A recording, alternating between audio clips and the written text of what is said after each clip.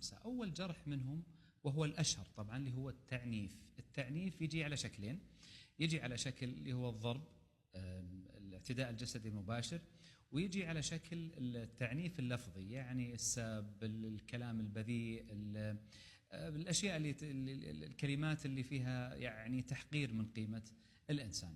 إشكالية التعنيف أنه بعد فترة من الزمن، يعني في بعض الأشخاص اللي يتشربون هذا النوع من المعاملة يصير عنده عقدة في التعاطف مع المتمادي.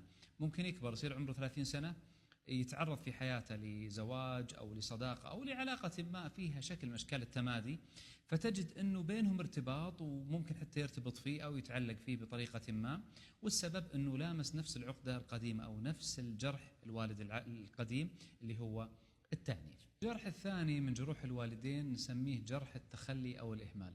كلنا نعرف أن الإنسان عنده مجموعة من الاحتياجات، وواحد منها القبول، واحد منها أنك أنت تكون يعني متشاف باللهجة المصرية، أنه في أحد يعترف فيك، في أحد يقبلك كما أنت.